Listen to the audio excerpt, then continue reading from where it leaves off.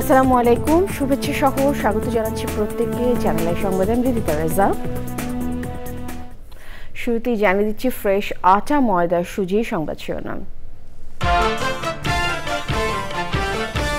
উপদেষ্টা পরিষদের সাইবার সুরক্ষা অধ্যাদেশের চূড়ান্ত অনুমোদন, বঞ্চিত কর্মকর্তাদের ভূতাপেক্ষ পদোন্নতি দেওয়ার সিদ্ধান্ত। শেখ হাসিনাকে ফেরত চেয়ে দিল্লিকে লেখা চিঠির উত্তরের অপেক্ষায় বাংলাদেশ, বন্দি বিনিময় চুক্তিতে পাঠানোর সময় উল্লেখ নেই মন্তব্য। এবং শেখ হাসিনার বিরুদ্ধে ২১,০০০ কোটি টাকা দুর্নীতির অনুসন্ধানে তথ্য চেয়ে দুদকের চিঠি, পদ্মা সেতু দুর্নীতির ষড়যন্ত্র মামলা পুনঃতদন্ত শুরু। সংবাদ শিরোনামগুলো জানাচ্ছিলাম। এখনকার এই সংবাদ আয়োজন একই সঙ্গে চ্যানেলের ইউটিউব চ্যানেল এবং চ্যানেলের ওটিটি প্ল্যাটফর্ম আইস্ক্রিনে লাইভ স্ট্রিম হচ্ছে। সাইবার সুরক্ষা অধ্যাদেশে চূড়ান্ত অনুমোদন দিয়েছে উপদেষ্টা পরিষদ। প্রধান উপদেষ্টার প্রেস উইংয়ের সংবাদ সম্মেলনে জানানো হয়েছে, সাইবার সুরক্ষা অধ্যাদেশ গণমাধ্যমের স্বাধীনতাকে কোনোভাবেই ক্ষুণ্ণ করবে না, বরং সুরক্ষা দেবে। উপদেষ্টা পরিষদের বৈঠকে পদোন্নতি বঞ্চিত কর্মকর্তাদের সুপার নিউমারি পদোন্নতি দেওয়ারও সিদ্ধান্ত হয়েছে। চকমারিথা রিপোর্ট। প্রধান উপদেষ্টা অধ্যাপক মোহাম্মদ ইউনূসের সভাপতিত্বে রাজধানীর তেজগাঁয়ে প্রধান উপদেষ্টার কার্যালয়ে মঙ্গলবার অন্তর্বর্তীকালীন সরকারের উপদেষ্টা পরিষদের বৈঠক অনুষ্ঠিত হয়। বৈঠক সম্পর্কে জানাতে সন্ধ্যায় ফরেন সার্ভিস একাডেমিতে প্রধান উপদেষ্টার প্রেস উইংয়ের সংবাদ সম্মেলন। ১১৯ জনকে সচিব পদে, ৪১ জনকে গ্রেড 1-এ এবং অতিরিক্ত সচিব পদে ৫২৮ জন এবং যুগ্ম সচিব পদে ৭২ জন এবং উপসচিব পদে ৪ জন কর্মকর্তা ভূতাপক্ষে পদোন্নতি প্রদানের সুপারিশ করেছে। সাইবার সুরক্ষা অধ্যাদেশ ২০২৪-এর খসড়া চূড়ান্ত অনুমোদিত হয়েছে।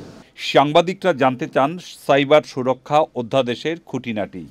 এই যে নতুন যে সাইবার সুরক্ষা যে অধ্যাদেশ, এটার মাধ্যমে যেরকম সাইবার স্পেসও যেরকম সুরক্ষিত হবে আমাদের সমস্ত ভালনারেবল পিপলের জন্য, সমস্ত মানুষের জন্য, ঠিক এট দ্য সেম টাইম এটা আমাদের মিডিয়া ফ্রিডমকে প্রোটেক্ট করবে।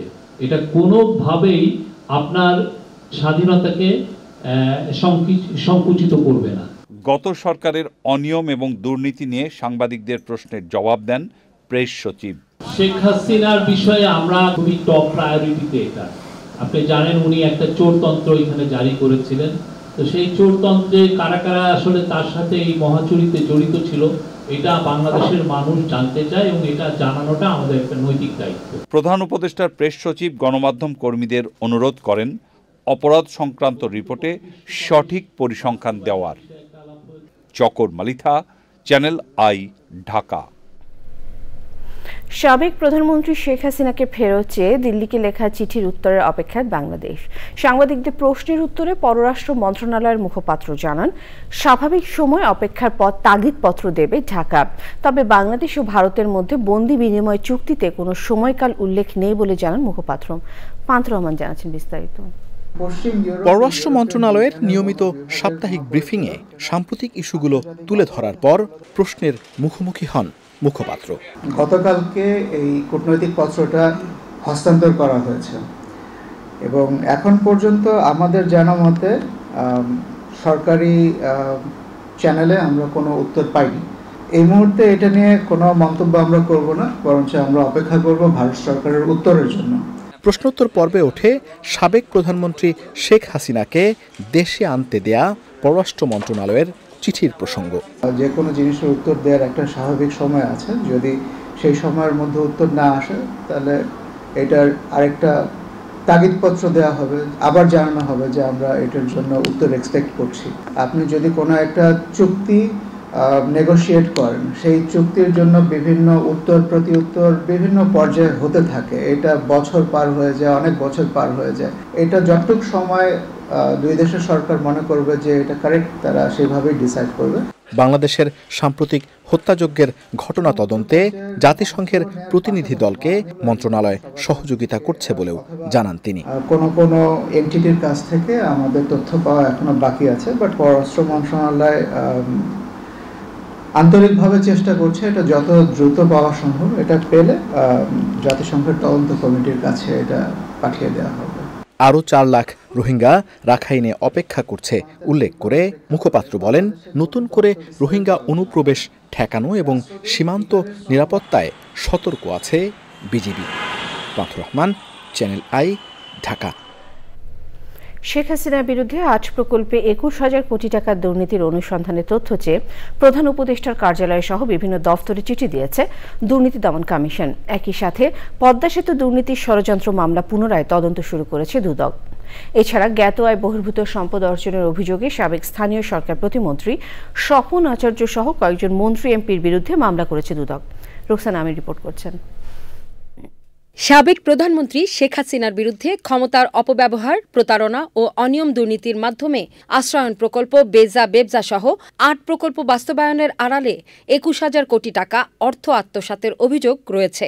প্রকল্পের সবশেষ অবস্থা সংক্রান্ত যাবতীয় নথি চেয়ে প্রধান উপদেষ্টার কার্যালয় সহ বিভিন্ন দপ্তরে চিঠি দিয়েছে দুদক। এ নিয়ে ব্রিফিংয়ে প্রশ্ন ছিল দুদকের প্রতিরোধ সেলের মহাপরিচালকের কাছে। অনুসন্ধান দলের সদস্যরা দালিলিক প্রমাণাদি সংগ্রহের জন্য বিভিন্ন দপ্তরে পত্র লিখছেন। এটা তাদের অনুসন্ধান কাজের অংশ। তথ্যাদি পাওয়ার পরে এগুলি পর্যালোচনা করবেন তারা, এবং এটার সাথে অভিযোগ প্রমাণের সহায়ক এবং অভিযোগ সংশ্লিষ্ট যারা থাকবেন তাদের সবাইকে তাদের কাছে জিজ্ঞাসাবাদ করা হবে। দুপক্ষকে অভিযোগ প্রমাণের সহায়ক এবং অভিযোগ সংশ্লিষ্ট যারা থাকবেন তাদেরকে এই বিষয়ে জিজ্ঞাসাবাদ করা হবে। জ্ঞাত আয় বহির্ভূত সম্পদ অর্জনের অভিযোগে সাবেক স্থানীয় সরকার প্রতিমন্ত্রী স্বপন ভট্টাচার্য ও তার স্ত্রী তন্দ্রা ভট্টাচার্য, রাজশাহী ৫ আসনের সাবেক এমপি ডাক্তার মনসুর রহমানের বিরুদ্ধে মামলা করেছে দুদক। অভিযোগ সংশ্লিষ্ট স্বপন ভট্টাচার্য সাবেক প্রতিমন্ত্রী ৫ কর্তৃক জ্ঞাত আয়ের উৎস বহির্ভূত অস্বাভাবিক লেনদেনের অভিযোগে এটি মামলা রুজু হয়েছে। সাবেক খাদ্যমন্ত্রী সাধন চন্দ্র মজুমদারের ৬৫টি ব্যাংক হিসাবে ৪৩ কোটি টাকা লেনদেনে সাবেক সচিব ইসমাইল হোসেনের সম্পৃক্ততা পেয়েছে দুর্নীতি দমন কমিশন।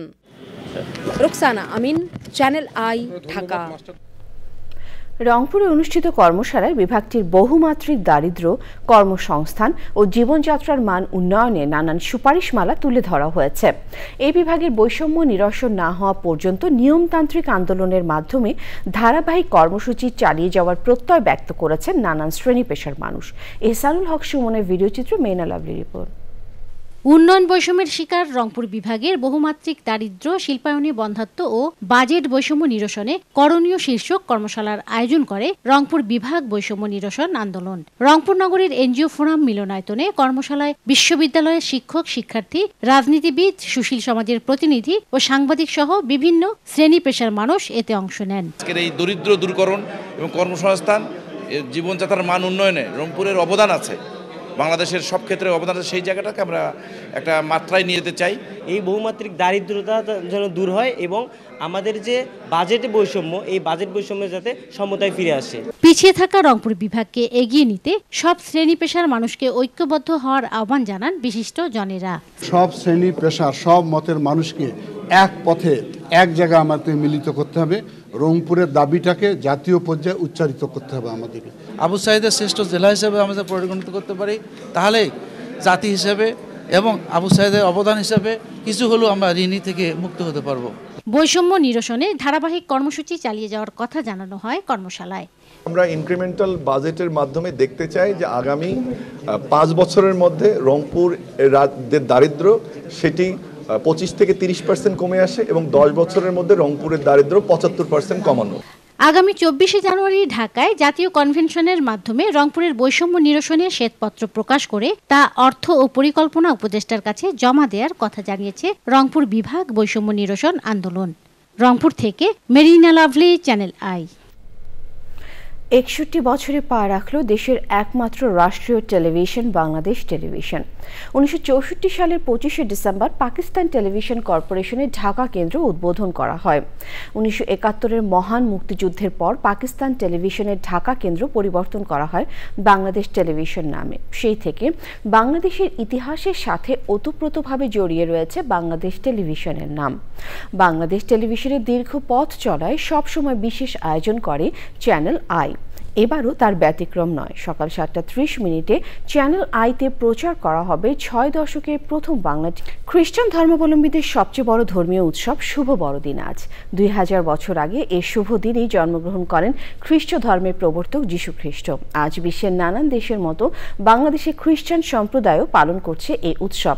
বড়দিন উপলক্ষে গির্জাগুলো সাজানো হয়েছে রঙিন সাজে। বড়দিনের উৎসবের খবর জানাতে রাজধানী কাকরাইল ক্যাথলিক চার্চে আছেন মিথিলা নাজরিন। সরাসরি তার সাথে যোগাযোগের চেষ্টা করছি। মিথিলা, বড়দিন উপলক্ষে কাকরাইল ক্যাথলিক চার্চের প্রস্তুতি কেমন দেখছেন আমাদেরকে জানাবেন।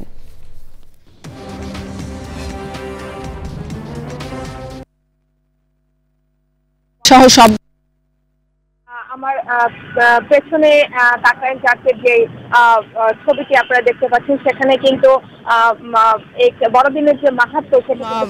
বড়দিনের যে মাহাত্ম্য সেটি কিন্তু প্রতীকীভাবে তুলে ধরা হয়েছে। অর্থাৎ একটি গোশালার চিত্র, যেখানে হলো মাতা মেরির কোলে যীশু খ্রিস্ট এবং তার জন্মের মুহূর্তটা কিন্তু তুলে ধরা হয়েছে।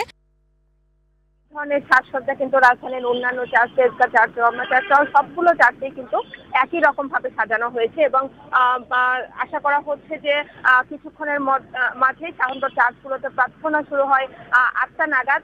কিছুক্ষণের মাঝেই প্রার্থনা শুরু হবে বিভিন্ন চার্চে এবং যে প্রার্থনাগুলোতে সাধারণত দেশ ও জাতির মঙ্গল কামনা করা হয় এবং গতকাল রাতে যে প্রার্থনা হয়েছে কাকরাইল চার্চে, সেখানেও কিন্তু দেশ ও জাতির মঙ্গল কামনা করে প্রার্থনা করা হয়েছে এবং গতকাল এখানে উপস্থিত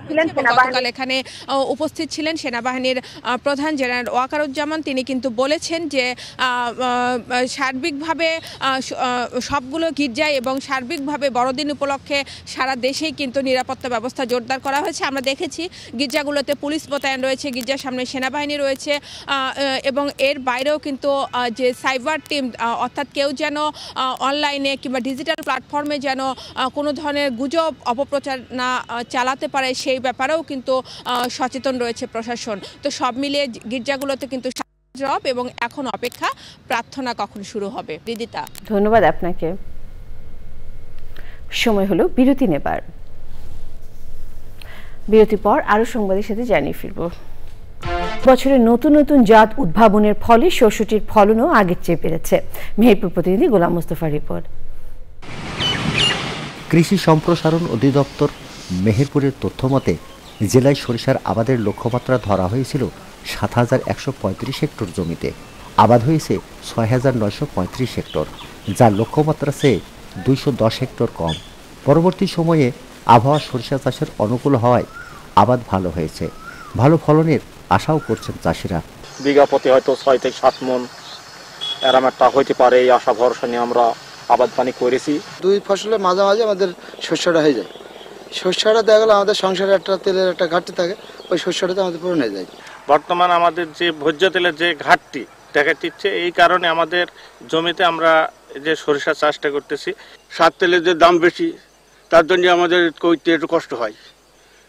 সরকার যদি সার তেলের একটু ঘাটতি পূরণ করতো, তাহলে আমরা হয়তো আরও চাষ করার আগ্রহ থাকতাম। কৃষি বিভাগ বলছে অক্টোবরে ভারী বর্ষণের কারণে এবার লক্ষ্যমাত্রা অর্জিত হয়নি। তবে আমদানির নির্ভরতা কমাতে চাষিদের সরিষা চাষে উদ্বুদ্ধ করা হচ্ছে। বৃষ্টি হয়ে যাওয়ার কারণে যে ক্ষয়ক্ষতি পরে এই যে অর্জনটা হয়েছে, এতে আমরা মেহেরপুরের কৃষি অধিদপ্তর আমরা খুশি। প্রত্যেক চাষিকে আমি বলি যে নিজের তেল নিজে উৎপাদন করব এবং নিজের তেল নিজে খাবো, আমদানি নির্ভরতা কমাবো।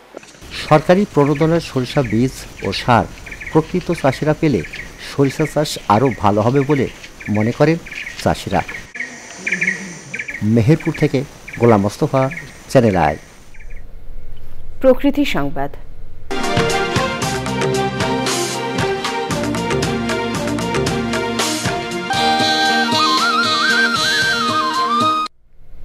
কক্সবাজারে জনপ্রশাসন একাডেমি স্থাপনে বনের ৭০০ একর জমির লিজ বাতিলের সিদ্ধান্তকে স্বাগত জানিয়েছে পরিবেশবাদী ও বিশেষজ্ঞরা। ফেরত পাওয়া বনাঞ্চলে বন্যপ্রাণীর অভয়ারণ্য গড়ে তোলার পরিকল্পনা দিয়েছে বন বিভাগ। প্রাণ প্রকৃতি রক্ষায় এই উদ্যোগকে মাইল ফলক বলছেন সব মহল। কক্সবাজার থেকে নুরুল আলমের ভিডিওচিত্রে সারারাজু মানিকের রিপোর্ট।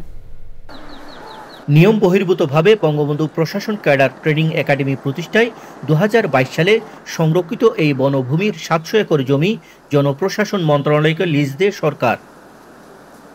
প্রাণ প্রকৃতি ধ্বংসের এই সিদ্ধান্তের প্রতিবাদে উচ্চ আদালতে রিট করে কক্সবাজার নাগরিক ফোরাম। মামলা দায়ের করার পরেই মূলত এই 700 একর আমরা রক্ষা করতে পেরেছি, এটাই হচ্ছে সত্য।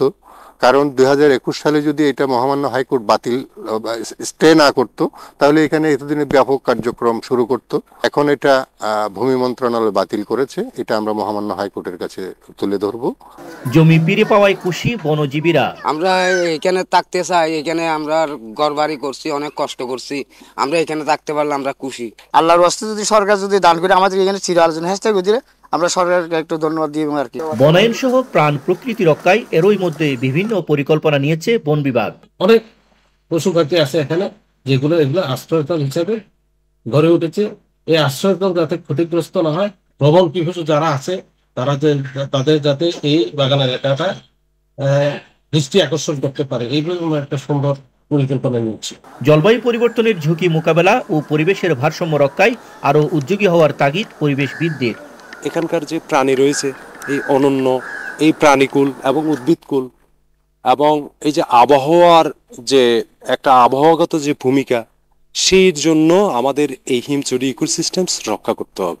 এইটা যেহেতু পর্যটক এলাকা, সাথে সাথে এই পাহাড়গুলো সংরক্ষণ করে পর্যটকরা যাতে একসাথে সমুদ্র সাগর দেখতে পায় সেই ব্যবস্থা করা। পরিবেশ ও জনস্বার্থ বিরোধী উন্নয়ন কর্মকাণ্ড বন্ধে কার্যকর পদক্ষেপের তাগিদ পরিবেশবিদদের। এখানকার পরিবেশ প্রতিবেশ রক্ষা করে পাহাড়গুলোকে সংরক্ষণের মাধ্যমে আগামীর জন্য একটি সুন্দর ও পরিবেশ বান্ধব বাংলাদেশ গড়ার প্রত্যয় ব্যক্ত করেছেন পরিবেশবিদরা। তারা বলছেন সরকার যেন এ ব্যাপারে দ্রুত উদ্যোগ গ্রহণ করে। কক্সবাজার সদরের ঝিলংজার শুকনাছড়ি পাহাড় থেকে সরওয়ার আজম মানিক, চ্যানেল আই। সবশেষে ফ্রেশ আটা, ময়দা, সুজি সংবাদ শিরোনামগুলো আরও একবার। উপদেষ্টা পরিষদের সাইবার সুরক্ষা অধ্যাদেশের চূড়ান্ত অনুমোদন, বঞ্চিত কর্মকর্তাদের ভূতাপেক্ষ পদোন্নতি দেওয়ার সিদ্ধান্ত। শেখ হাসিনাকে ফেরত চেয়ে দিল্লিকে লেখা চিঠির উত্তরের অপেক্ষায় বাংলাদেশ, বন্দি বিনিময় চুক্তিতে পাঠানোর সময় উল্লেখ নেই মন্তব্য। এবং শেখ হাসিনার বিরুদ্ধে 21,000 কোটি টাকা দুর্নীতির অনুসন্ধানের তথ্য চেয়ে দুদকের চিঠি, পদ্মা সেতু দুর্নীতি ষড়যন্ত্র মামলা পূর্ণ তদন্ত শুরু। চ্যানেলের সর্বশেষ সংবাদ জানতে ভিজিট করুন channelonline.com-এ, যুক্ত থাকুন আমাদের সোশ্যাল মিডিয়া প্ল্যাটফর্মগুলোর সাথে। শেষ করছি চ্যানেলের সংবাদ। ধন্যবাদ।